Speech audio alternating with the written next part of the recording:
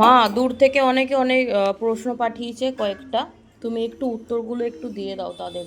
গতবারে তাদের উত্তরগুলো দেওয়া হয়নি, তাড়াতাড়ি কর, হোয়াটসঅ্যাপটা কর। উত্তরটা দেওয়া হয়নি, তাদের উত্তরগুলো একটু দিয়ে দাও। ত্রিপুরা থেকে তুলসী গোস্বামী, বাস্তব গোত্র।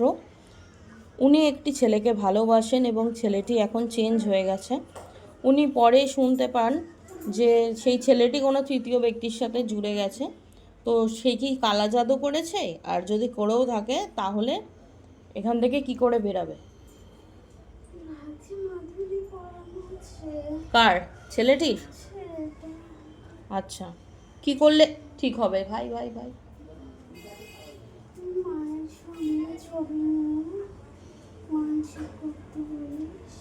আচ্ছা, তাহলে ঠিক হয়ে যাবে।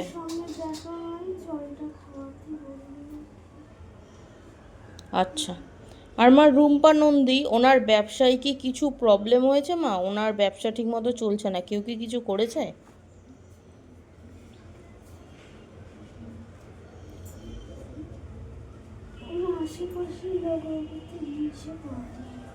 আশেপাশের লোক হিংসে করে? আচ্ছা আচ্ছা। আর উনি বলছে উনি একটা দৈব শক্তি অনুভব করতে পারেন, তো উনি জানতে চান সেটা দেবী আছে না দেবতা আছে?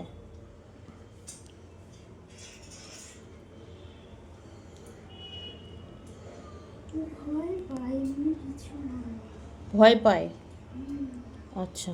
আর মা, উনি যাকে ভালোবাসতো, কুণাল তার নাম, সে তাকে ছেড়ে চলে গেছে, সে বিবাহ করে নিয়েছে।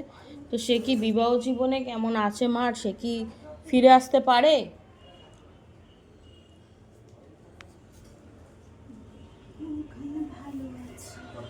ওখানে ভালো আছে আর ফিরে আসবে না? আচ্ছা, সে কি তার কর্মফল পাবে তো?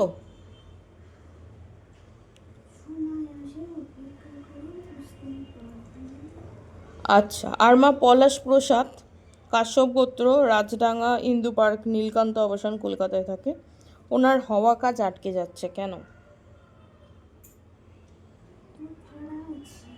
ভাড়া আছে? কি ভাড়া আছে?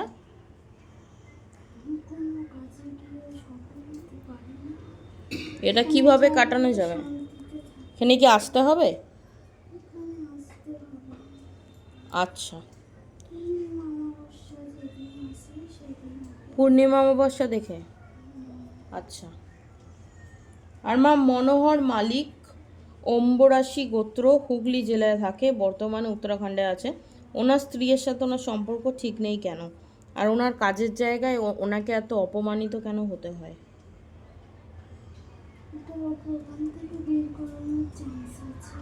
ওখান থেকে বের করানোর জন্য? এটা কি করলে ঠিক হবে? না মা, অনেক দূরে থাকে। আচ্ছা আচ্ছা। আর মা, ওনার স্ত্রীর সাথে যে ব্যাপারটা, ওটা কি করলে ঠিক হবে?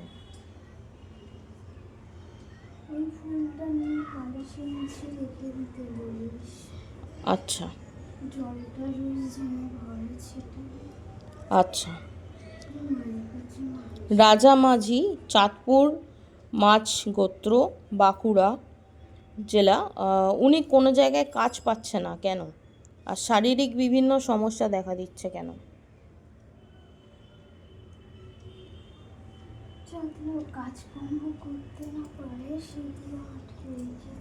কারা করেছে এটা?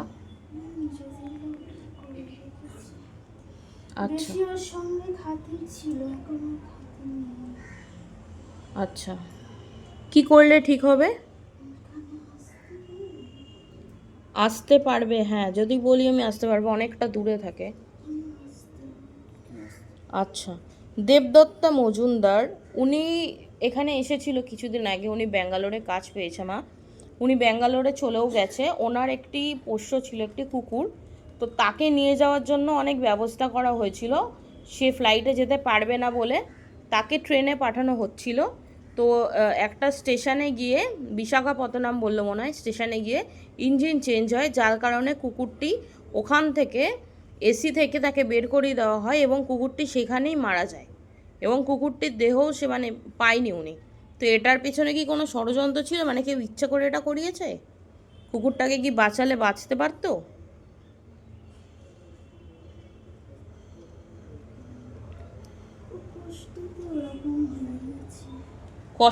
কষ্ট পেয়ে ওরকম হয়েছে, তাই তো? ঠিক আছে মা, তুমি একটু দেখো যেন কুকুরটি যেন যেখানেই থাকে ভালো থাকে, আর দিদি যেখানে কাজে গেছে ওখানে যেন মন দিয়ে একটু কাজ করতে পারে, একটু দেখো, আত্মাটা যেন শান্তি পায়। আর মা, দেবজিৎ ঘোষ 500 গোত্র, ভাটপাড়ায় থাকে, বিয়ে কবে হবে এবং একটি পুলিশ কেস আছে, সেটি কবে ঠিক হবে? হ্যাঁ, আসতে পারবে। আচ্ছা। বাপি রয়, কাশ্যপ গোত্র, স্বামী স্ত্রীর মধ্যে ঝামেলা, কি করলে ঠিক হবে? প্রথমে কি আছে? আসতে হবে। আচ্ছা, ঠিক আছে মা।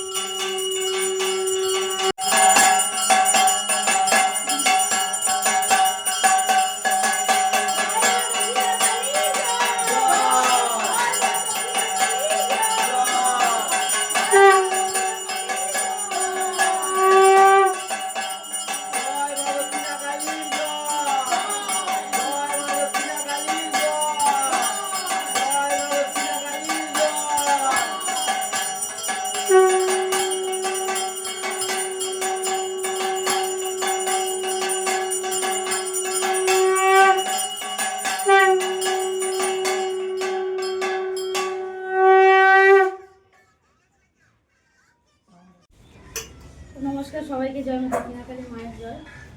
আজকে শনি মঙ্গলবার, সরি শনিবার পুজো করেছি মা। আর কিছু বলার নেই, দাও পা বিয়েগুলো দাও। আমি কারোর নাম ধরছি না, কারোর নাম মনে আছে? একটা একটা করে উঠিয়ে দাও।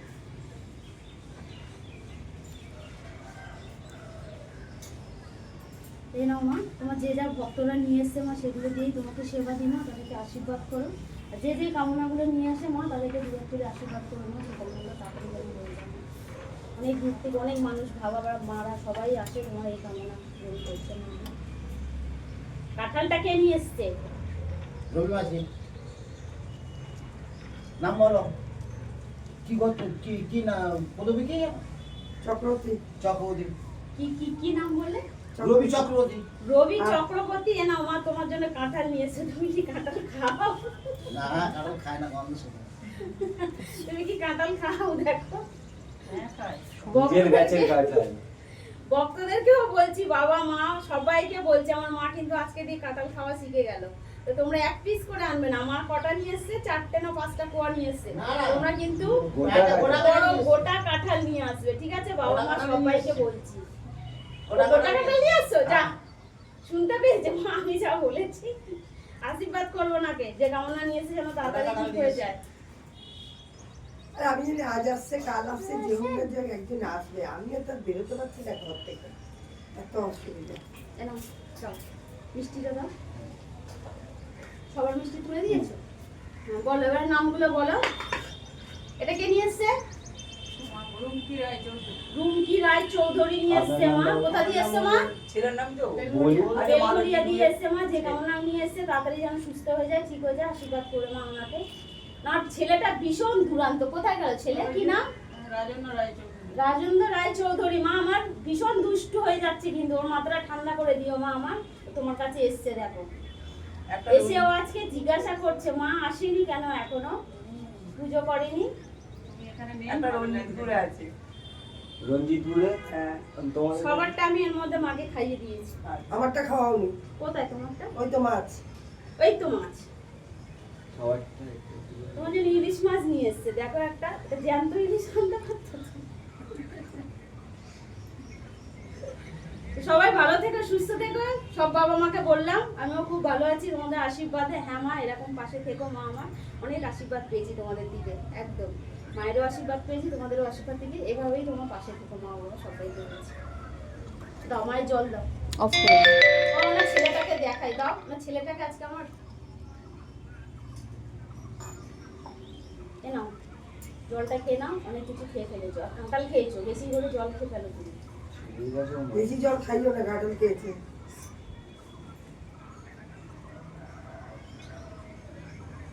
এই দেখো বাবা মা তোমাদের সবাইকে দেখাচ্ছি আজ গোপু সোনাকে কেমন লাগছে তোমরা বলো একবার। আমার তো ভীষণ পছন্দ, ভালো লাগছে না আজকে বেশি?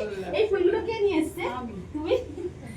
এক মা এই ফুলগুলো মা নিয়ে এসছে, আর এগুলো তো বাজার থেকে কিনে নিয়ে এসেছিলাম, ওটা দিয়ে ওনাকে সাজিয়েছি। ভালোই লাগছে, মনে হচ্ছে এবার ওনার ছেলে, রাজধানীর ছেলে। এটা তো কোলে তো রাখতেই পারবে না, ওই তো নিয়ে চলে যেতে হয় আমার।